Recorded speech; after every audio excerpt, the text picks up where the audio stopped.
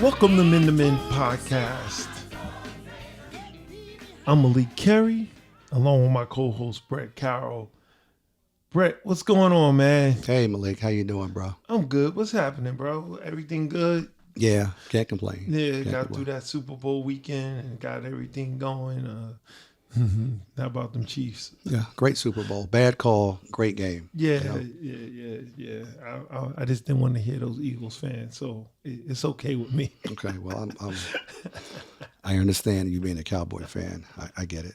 Got a lot of Eagle fans who are disappointed, understandably so. Yeah, they got a right to be understandable, hurt and disappointed, but I'm not. Let's go to work, Brett. What's going on, man? Talk to me. What are we talking about today? Well, this month, we're celebrating Black History Month, and during Black History Month, we're calling this series that we're doing throughout the month the State of Black America. A week or two ago, we talked about education in the Black community, and so today we're going to talk about the employment situation in Black America, or in employment in the Black community. So the let's start. employment and unemployment. Yeah. Yeah. So, man, despite some of the progress that we've made, unemployment rate, this seems to be higher than ever, right? Than other races. The average unemployment rate in our country is 3.3%. But when it comes to Black unemployment rate is about 5.5%. The Latino Mexicans are about 4.3, despite the lower rate in Asian and Caucasian, our Caucasian brothers and sisters at 3.3%. The unemployment gap between Blacks and whites in America has also been, really high, but it seems that it's about the same as it was 50 years ago. There are only 5 Black CEOs at major companies in America. Talk to me about that, man, because it is really disturbing. To be able to really look at, despite how far we think we've come, to know that 50 years ago we got the same unemployment rate than we do today. You want to talk about that? Yeah, that's a crazy statistic. But we have come a long way. I think those of us who are living realize where we were and realize where we are and realize what we've been able to accomplish over that 50-year period of time, or over the 20 to 30-year period of time that we've been in careers. But there's a couple of reasons for the unemployment gap, or the unemployment rate with African Americans. We're going to talk about what those things are, and then we're going to talk about some of the things that we can do to flip that script. But just looking at the biggest reason is that, when you look at employers, for the most part, they have this perception that there's a lack of qualified Black talent in the marketplace. That's like the Black quarterback, right? Yeah, that's one thing. And the other thing that they talk about is Black people, for the most part, don't have the kind of experience that we're looking for. And of course, how do you get experience unless somebody gives you an opportunity to get experience? And then I think the third thing that's critically important is that we don't have sponsors. And what I mean by that is there are not enough of us in corporate America or on good paying jobs that are in a position to pull us in. And so we don't have sponsors. So we don't have people that we can call up on the phone and say, hey, I'm looking for a job, or hey, do you have something for me? Or we don't have people who can just call you or call me and say, hey, I got this position. Are you interested? So that not having sponsorship is a big, big thing. And of course, all of this kind of centers around the whole concept of institutional and systemic racism. Oppression and racism. Yeah, definitely. Yeah. So, I really thank you for talking about that, man. So talk to me about how can we get the job we want? I know about doing your research. What are the jobs that are best fit for us? What are the best industries? What skills do I have? Who are the movers and shakers? And what are their stories, right? And you said something, though. How do I get to those movers and shakers when I don't even, you use the word, I think, what was it, sponsorship? How do I get there, right? And so I think those are a lot of the questions that need to be asked before I can even look at that. So, Brett, tell me, what else can we do to get the jobs we want? Well, the first thing is I want to just go back real quick and talk about something that I learned and was quite startled by, and that is African Americans quit their jobs a lot more than white Americans do. Oh, wow. I did not realize that, and Okay. part of the reasons for that was pay. By the way, we're getting these statistics and we're getting these numbers from the Office of the Bureau of Labor Statistics and, Yep. the Office of Economic Statistics. And so what they're saying is that African Americans quit their jobs more frequently and more often at a higher rate than whites do. And a Because couple they're of frustrated. one of the reasons is pay inequity. Another reason is that they're slow to be promoted. There's a lack of mentorship that we talked about a minute ago, and there's no direct career path. So they get discouraged, and then finally they see people that are their friends, their colleagues, or even mentors, and they leave the company themselves, and so they feel left high and dry. And so that's the biggest reasons why they wind up quitting. So on the one hand, employers aren't hiring us, and on the other hand, sometimes when we get the job, we're quitting because of the conditions at the job. And lastly, and I think this is kind of important too, the study says that a lot of the the inclusion and the diversity programs, the equity programs that these corporations put in place are poorly done, and they're not implemented. And so therefore, African Americans in these corporations feel like they're not really represented, or they're kind of being played. And finally, the whole concept around the COVID, I didn't realize this too, but COVID created because of COVID, I should say, more black people quit their jobs because of COVID than all the other ethnicities combined. That blew me away. Did they say for what? Well, the reason for that is illness. They Illness. were Wow. They were Okay. afraid of getting sick. They're afraid of dying. People in the black community die a little more Oh, they frequently. did. Well, yeah, we know that was, and we'll talk about healthcare at another time. But yeah, definitely. Yeah, Wow. absolutely. So there's good news.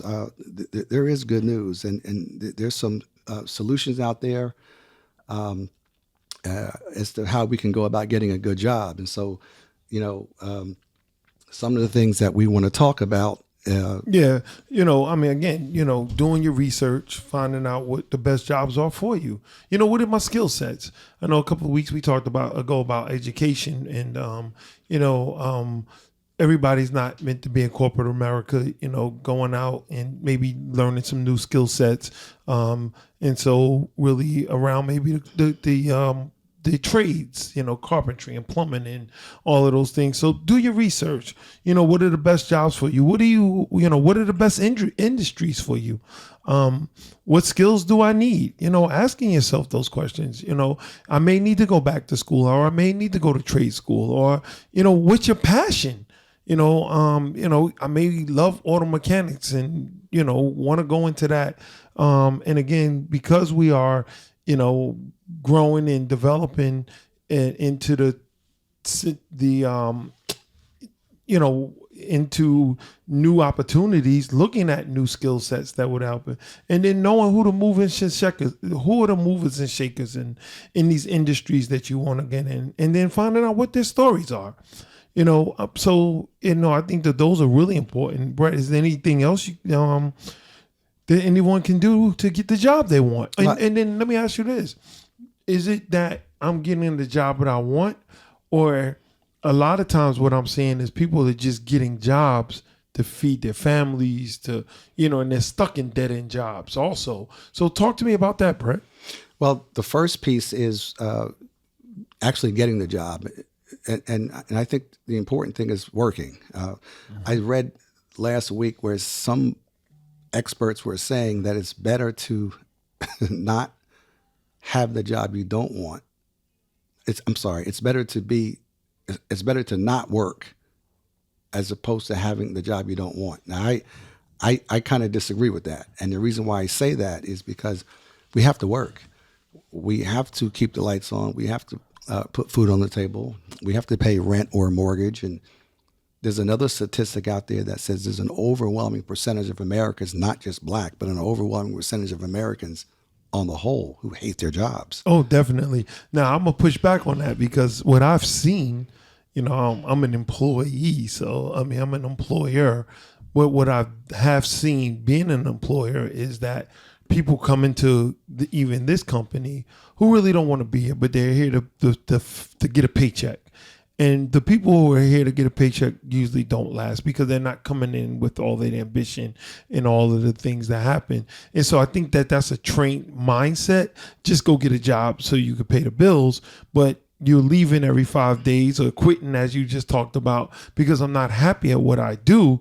And so, I got the mindset I get a job. I always say if you're not happy at the job, you're blocking and holding the seat for somebody who will come in here and do the job. That's a good point. But to your point though, working as a need, as a necessity to provide is critically important and more important than not working at all and not providing and not having the resources to provide. Mm-hmm. So even though I get what you're saying, and the whole attitude about how we work, how we show up, what we look like, what we say. We'll talk about that in a little bit. Yep. But the critical thing here and the most important thing here is especially with this around this conversation is, basically how to get employed. And so you asked me what were some of the other things that we can do. And you talked about doing your research. I'm going to talk about doing the work. And doing the work means a few things. It means getting educated. It means understanding where you want to go, understanding what you need from an educational standpoint of view, making sure you're going to the right institutions, whether it's a college, a trade school, or whatever it is, and then making sure you have the right curriculum. So, for example, if you want to be a carpenter, then you got to make sure that you're going to a place that has a good reputation for carpentry. And you have to make sure that the curriculum you take is going to prepare you to get good paying carpenter jobs as opposed to lower paying carpenter jobs or not being able to get the job at all, even though you've gone through a particular curriculum. Mm-hmm. You need to get experience. And you can do that through either first jobs, second jobs, or even internships. You have to have a mentor. You have to have somebody. You talked a couple of weeks ago about how you had a mentor on one of your jobs. Oh, yeah, definitely. Yeah. And he taught you everything you needed to know. And now you're a CEO. Now you're an entrepreneur. So you got to have a mentor and or even a support group. And mentorship is very important. I really want to plug that really, and don't be afraid to go ask for someone to mentor you. But again, with us, I think pride gets in the way. Yeah. And with the mentor comes a plan. You have to have a plan of how you want to go about getting work. And somebody who's a mentor, somebody who's been there, who's done that, these support groups who have been there or done that or are doing that can help you put together a job hunting plan. I know it sounds corny, but if you don't, what's the old subject? What's the old adage? If you either you plan to fail, or you plan to win, or you plan to fail. Well, if you fail to plan, then plan to fail. Right? So if you fail to plan, then plan to fail. That's right. So you have a plan, you measure your success, and then you alter your plan. But let me ask you a question: how many people, especially our people, have been taught to just sit down and make a plan? Okay, but we're encouraging our people to do that now. Yeah. And what happened yesterday and last week and 2 weeks ago is fine and great. But we're talking about today, tomorrow, the next day, and going forward. And so this whole concept of having a plan is critically important. And you stay the course. The most important, one of the things that employers really value, and I tell people I know all the time, you got to be a pain in the you-know-what. Oh, yeah. And people will respect the fact that you're knocking down their door, that you're being a pain, because people want to hire people who are going to run through a brick wall. People don't want to hire people who accept a no the first time, and then you don't hear from them. That's right. Keep knocking. Keep knocking. Yeah. Especially if it's a job you really think you're qualified for. Yeah. Show up. Yeah. So we talk about doing the work. So after we do the work, then there comes this whole concept about building your brand. So yeah, talk a little bit about that. Building a brand is very important. right? I mean, it's really important. And understanding, why am I building a brand? My brand is Malik Carey, CEO, right? Before I became a CEO, I knew that that's what I wanted, and, I worked and I went and got the education and leadership and all of those things to become what I wanted. And anyone can, we get so, it sounds so cliche as sometimes to think about, oh, I can do anything I want. I can do anything I want as long as I'm skilled for it, right? No, I cannot become the quarterback for the Dallas Cowboys. That's not my skill set. But what is my skill set? Learning business, doing the things I want, building my brand, going out, marketing myself, doing those things are really, really important. That's number one. Number two, really create a business and professional image for yourself. I don't care if it is being a carpenter or an electrician or a plumber. Build yourself up. When you show up, who are you when you show up? Number three, know your passion. What are you passionate about? Talk about those things. You build your image, know your passion, use your experience, and use your knowledge. And when you're doing those things, those are the things that are going to give you the edge on your competitor, because everybody's not doing that. Right. Right. A lot of people are just using their skill set. Oh, put a resume together. No, don't just put a resume together. Put a CV together. Right. Don't just put a CV together. Show up. Put your picture on that CV. Let people know how serious you are.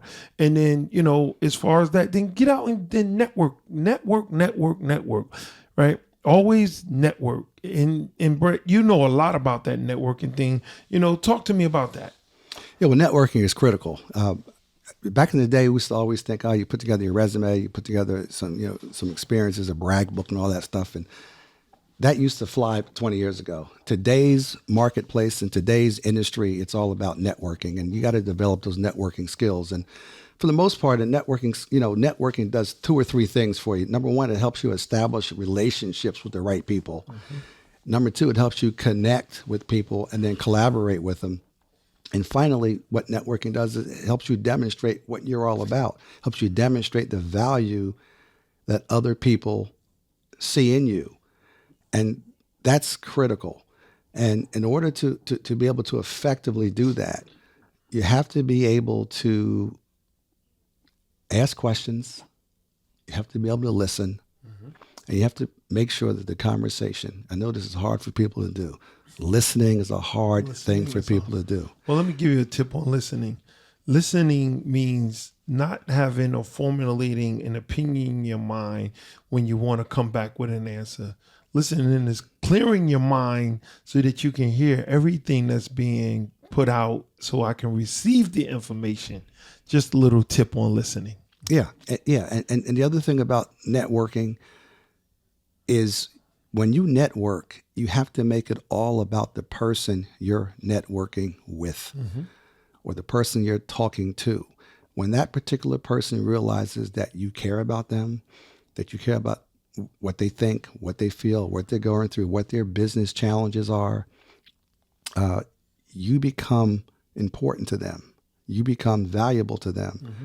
They begin to like you when they begin to feel you, so to speak. And you know what? In that networking, that's where you may identify that person that you want to mentor you, right? Yeah, that may be the person. Hey, I'm networking and I'm showing up to these events and I'm showing up, right? And so that may be a great way to identify someone that you would like to mentor you.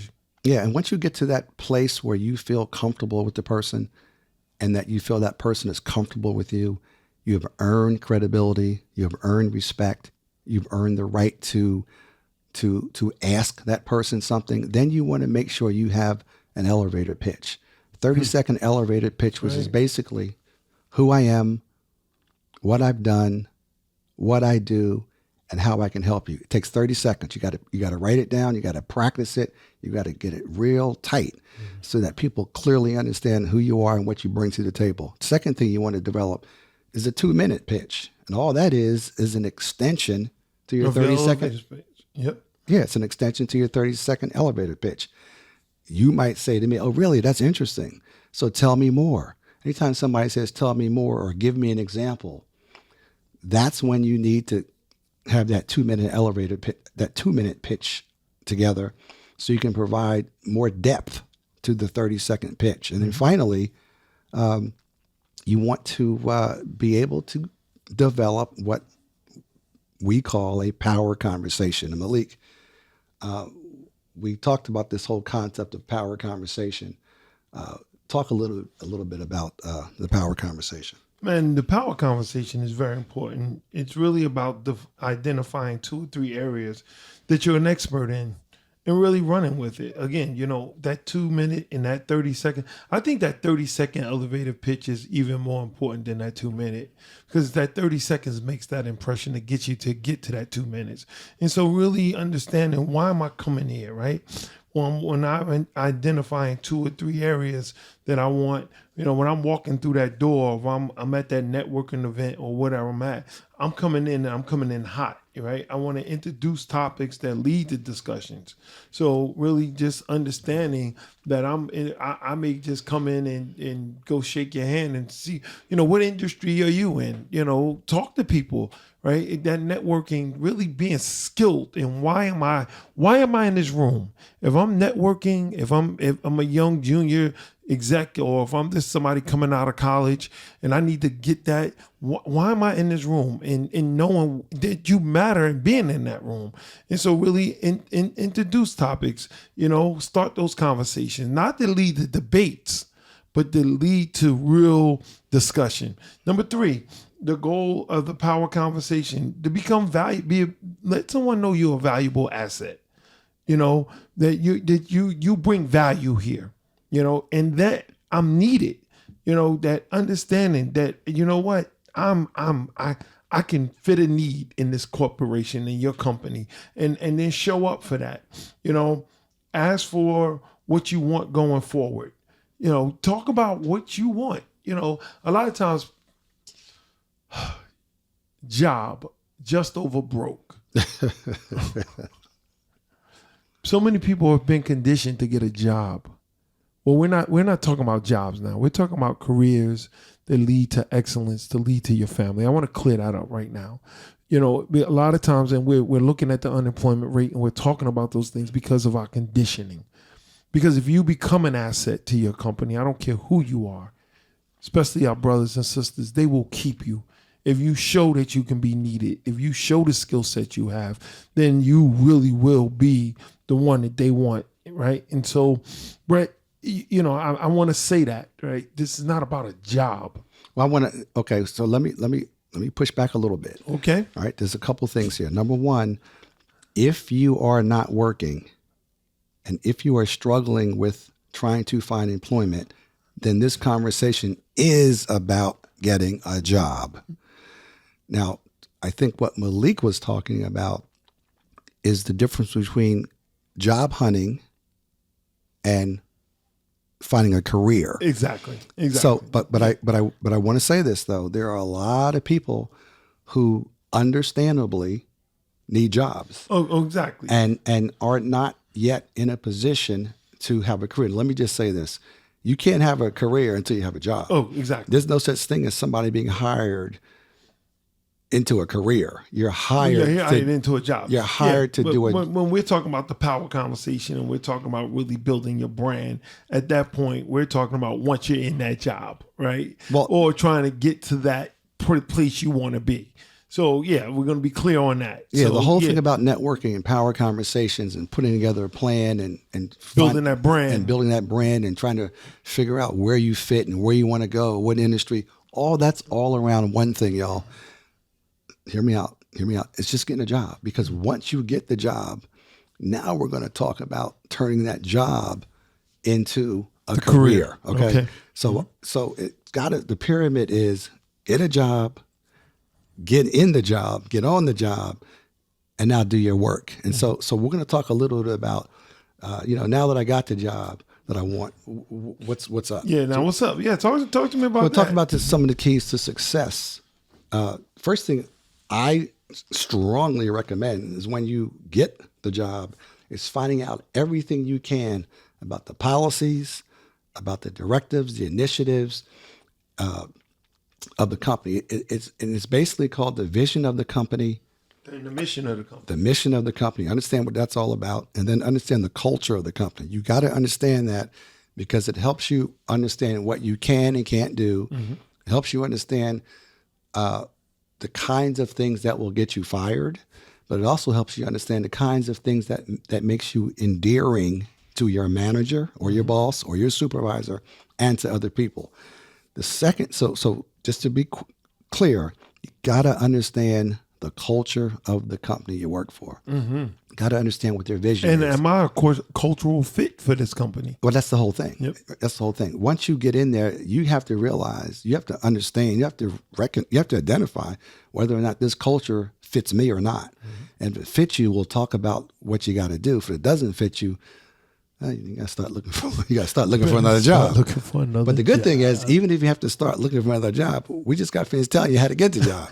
So even if you have to quit or need to walk out or need to leave because the culture doesn't fit you, you at least you have the strategies around how to find a job. So do you think, not to cut you off, but do you think that that's why so many people are on that merry-go-round about a job? Because they don't understand this is not a cultural fit going through the door, that people don't understand, you know what? And so I keep walking into these jobs and they're not the fit for me, and identifying before you even walk through that door, what is a fit for me? Who am I walking through this door? Exactly. And you know what? That's a great point you make, because so many of us, and it's not just us, but so many people in general walk into a company, they get the job for whatever reason, and they get there and they say, oh my God, I don't know if I can do this. I don't know if I fit into this. I don't know if I'm built for this. And that's the reason why the very next thing you need to do is find a mentor. You got to find somebody. You're on the job for a couple of weeks, a couple of months, 6 months, whatever. Pay attention to the people around you. Pay attention to your work group. Pay attention to those who are just outside of your work group, and see if you can identify somebody. And mentors have three, in my opinion, mentors have three qualifications. Number one, they have to be respected either throughout the company or certainly within your work group. That's number one. Number two, mentors have to be trustworthy. If you're asking somebody to mentor you, you have to be able to trust them. And then number three, which is important, I think, it's not as important, but you gotta have a nice relationship. You gotta like them. They gotta like you, because you can get a mentor who doesn't necessarily like you and is not going to operate in your best interest. Exactly. Yeah. But if you get a mentor who is respected and you trust them, and they like you, they will run through a brick wall for you. All right, that's the first thing. The second thing I think is, and I hear this in my sleep over and over and over and over again, you have to know what your responsibilities are. You have to know what the expectations are for you. And this is really, really important, because so many of us so often get on a job, we're told this is our title, we're giving a little blurb as to what we're supposed to be doing, and yet we don't understand the full breadth, depth, and scope of what our responsibilities are and what the expectations are. So let me tell you something real quick that happens. So now you get your 6-month review and you think you've done well, and your review comes back a 3 out of 5 or a C. And you're like, wow, I thought I was nailing this. Well, you didn't do this, and you didn't do that, and you didn't do this. And that's my fault. It's my fault. But doesn't that go back to communication that we talked about before, listening, finding out even before I go on that interview or to get that review, we should know how we're doing. Well, but let me be clear about this though. In order to be able to succeed, we're talking about getting the job, staying on the job, succeeding on the job, being promoted, and being successful. You need to fully understand what your responsibilities are. You need to fully understand what your expectations are, because responsibilities is what you're measured against. Expectations is how they treat you. That's right. So they're two totally different things. All right. I met all my 5 or 6 responsibilities that you put on a piece of paper. But by the way, Mr. Supervisor or Miss Manager, in addition to these responsibilities, what are your expectations for me? What are your expectations from me? Get it verbally and get it in writing, because here's what that leads to. It leads to the next piece of this is it leads to your career trajectory. If you have no idea what is expected of you, you don't have a career trajectory. Mm-hmm. All you're going to be is employee number 6543 who has this particular job title, these particular responsibilities, and you become invisible. You become non-existent other than somebody's performing in your thing. So you have to know your job, your career trajectory. You have to understand, Malik, this is real important. You got to understand what is required of me or needed of me to be promoted. So you were a manager. I come to you and you just hired me. Thanks for hiring me. Do me a favor. I really want to better understand what the responsibility is. Okay, great. Hey, I really want to understand what the expectations that you have for me are beyond his responsibilities. Okay, great. But you know what, Malik? You know what I really, really, really want to understand? I want to understand how I get promoted. I want to understand what I need to do above my responsibilities, above the expectation, so that I can get promoted in 6 months, so that I can get promoted in a year. If you don't have those conversations with a mentor up front, then you are basically... Well, not just even your mentor, but the people, your hiring managers and everybody else. Oh, yeah.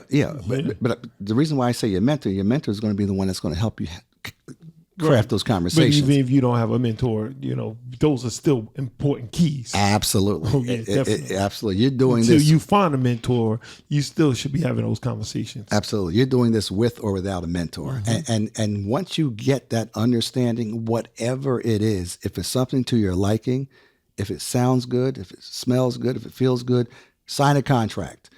And what I mean by that, get it in writing. Get somebody to sign off on it as a manager or a supervisor or a director, and have somebody in human resources sign off on it too. Because you want to make sure that you don't get jerked 6 months down the road after you did everything that they told you you can do and should do. So just gain an understanding, get that agreement, and that's how you, in my opinion, put yourself in a position to go from a job to a successful career. And there's some other things, Malik, that we had talked about. What are some of those other things? No, one of the things I would talk about really is just utilizing your corporate resources. Absolutely. And outside resources. We don't take advantage, because we've not been taught to take advantage of everything that some of these corporations, even if it's a Walmart, or I'm not just talking about high-end jobs. We're talking about the Walmarts and, a 401k. Find out what you got going on so that it does put you in a position to be successful. Are there any junior executive management programs? Or are there any senior management programs? Utilize trainings and programs that your corporation has or the company has. So doing that, consider going back to school, maybe even grad school, or, if it's a corporation, MBAs are so important. My degree is I have a master's in organizational leadership. Find out what that degree is that's going to help you. And if it's a training school, if it's, if you're in a vocational school, if you may be a mechanic, what do I need to do to become that head mechanic? Whatever I need to do to become that foreman, even though I'm a electrician or a carpenter, work your way up. If I'm in the union, what do I need to do to make those moves to be better in that union? Maybe I'll become the union president. Set some goals for yourself. Let's talk about those things. A lot of those things we don't do because, again, we come in looking for the job, pushing it, hey, I'm just here to pay the bills. But no, you're not just there to take up space and pay the bills. You may be there to make a difference, to be on purpose. Take highly visible projects on. Be ready for that. Be the one to step up and say, you know what, I want to do that. I want to take on that responsibility. I want to take on that role. And don't be afraid of it. Even if you fail at it, you tried it. And people, they're so afraid to fail because the only way you fail is when you don't try. No boss I know is going to get on you for saying, you know what, I took this project on and I didn't do my best at it. They're going to applaud you. I know I'm the type. They said, you know what, I'd rather you came in and said I'd do it than sat on the sidelines. So stop sitting on the sidelines. Let's talk about that. Check in with your bosses monthly, quarterly. How am I doing? Am I trending in the right direction? Am I going in the right places? Am I doing the things you need to do? But most importantly, make sure you have a professional development plan. That's when I get my mentor. That's when, even if I don't, go to my boss, go to my supervisor, tell them I want a professional development plan. Tell them what you need. When you tell people what you need, they'll give it to you. Bend over backwards. These are things I feel, Brett, that we haven't been taught. Right. We've been taught go to school, get a good job, get an education, and feed my family, which is all good. Right. But yeah, how do I stay off that unemployment line? And these are some tips about reducing that. Right. Come in and show up. We're already coming in. Listen, I always say you got 2 strikes against you, especially if you don't have an education. I'm black and I'm uneducated. I can always erase one of those stripes by getting an education. But I'm going to always be black in America. And you know what? They already look at us like we don't know how to do the job. So show up. And if you get the right bosses, make yourself irreplaceable. Right. Make yourself irreplaceable. Yo, I don't care. I might not like him, but he shows up on time. And that's something else. Show up on time, guys. Right? Let's erase this CPT thing. Colored people's time. No. Be on corporate time. Be responsible. Show up early to work. Get there. Show up. Show you can do the job. And when you have that professional development plan, when you take on those highly visible projects, when you show up with the right trainings and the right education, you will be irreplaceable. They're going to want to promote you. And if you show that, don't walk in the job like, hey, I own it. Take ownership of it. Right. And by the way, this isn't a fairy tale. What we're talking about are things that successful black people have done years and years and years ago. What we're talking about are what successful black people are doing. And we're having this conversation with the hope that it might help somebody who is yet to find his or her place, has yet to have the kind of success that they want. Hopefully this conversation will help those who are aspiring to be great and do great things. Now, we're not saying that we don't have successful professional black people. We have a ton of them. Yeah. We're not saying that there aren't a lot of successful black laborers. This conversation isn't about just white collar corporate America kind of jobs. This conversation is around anything you want to do, any industry, any vocation that you might want to do. We're just simply creating some strategies and some tactics for you to be able to implement so that you can go get whatever job it is you want, and so that you can have success on the job that you are on if you choose to, and if you want to thrive. And I love that word, thrive, not just survive. And listen, let's be real. This unemployment rate is at 5.5% for us. It's not like that for everyone else. And so I'm drilling that down because of, as some of those things you talked about earlier, Brett, and I want to really be clear about that. We are quitting our jobs. We do get frustrated a lot faster. We do feel underutilized and underappreciated more than any other race. I'm clear with that. As a hiring manager, as someone who is going through it, we do understand those things, but you can overcome it. And as you overcome it, listen, every successful black person that we know has had to fight their way to the top. There may be a few that, hey, listen, but the ones we're talking about are ones that have had to fight, who've had to climb corporate ladders, who faced some type of rejection or or racism along the way, but they kept pushing, they kept going, they kept going to the top, and they didn't get frustrated. And if they did, they kept going. They kept going. So yeah, there's going to be frustration. The higher you climb, the new levels, new devils. Okay, so I don't care what those devils are.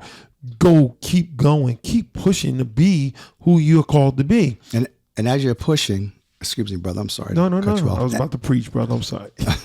Well, as you're pushing, always invest in yourself. Always invest in yourself. It doesn't matter how successful you are. It doesn't matter where you are. Don't stop learning. Don't stop growing. Don't stop developing, because there's somebody climbing and coming for you. Mm-hmm. And they're not coming for you just to come for you. They're coming because they have that ambition. They're coming for you because they are continuing to invest in themselves, learning what they need to learn, develop what they need to develop. So don't stop. Keep investing in yourself. 'Cause at the end of the day, the bottom line is, despite the trends and the barriers that we face, the obstacles that we have faced and will face going forward, we can absolutely get the job we want. We can get the job we need, and we can thrive. And we can absolutely thrive. And the most important thing for us in order to do those things is you got to put a plan in place. You got to be willing to do the work, and you got to be able and willing to execute the plan as we have discussed. Yes, a man without a plan is somebody, or a woman is somebody who's wandering aimlessly. Yeah. And, right. Yeah. And we talk about that, right? One of my favorite scriptures in the Bible is Proverbs 16:3. Commit your plans to the Lord and they will succeed. You got to have a plan. And if you don't have a plan, I know back in the day, I know Indeed and all of those things. But when we were growing up, we had to look in that paper and we had to mark those jobs off that fit us, and we had to put a resume out and we had to send it and we had to hope and pray. It's so much more today. Create a plan. Mm-hmm. Create, I might, as you said, I liked earlier, I may want to be that manager at one place or that have ambitions, but it may start me at Walmart or Bradley. Bradley's for me when I was little. And that's what I did. I started at Bradley's and became a manager at 17 years old, 18 years old. So, yeah, start somewhere. I love that, Brett. Start somewhere. And once you start somewhere, you may be coming out of college and be dejected because, everybody, all these kids want to come out of college making $100,000 a year now. It's not that way. But if you start somewhere, not to say you can't get there, but create your plan to get there. Why am I worth the value of $100,000? And understanding that I got to work for that. That's not going to come easy. So, create the plan, create a vision for your life, find a mentor, do the work, create that. I love that elevator speech, Yeah. And at the end of the day, the bottom line is this whole conversation is all wrapped around trying to help those of you who want it or need it or find this of any value just to get the first job, or somebody wants to get that first promotion, or somebody wants to get that next promotion into management, or somebody wants to elevate up to a director level or even get to a senior level. Anything you want to accomplish in terms of trying to get a job, if you follow some of these steps, and hopefully some of these things are valuable to you, hopefully some of these things are worthwhile to you, and hopefully some of these things help you, for those of you who want the help or need the help. Mm-hmm. Malik, take us out, bro. Yeah, you know what, bro? Thank you again for a wonderful episode on Men to Men. I want to thank everybody for listening, and thank everybody for sharing who's been with us. We're on our 8th episode now, so I want to just say thank you. Please continue to like and share us on Facebook, Instagram, YouTube, and SoundCloud. And you know what? We also have a Men2Men podcast page at www.men2menpodcast.com. Like us, share us. If you like what we're saying,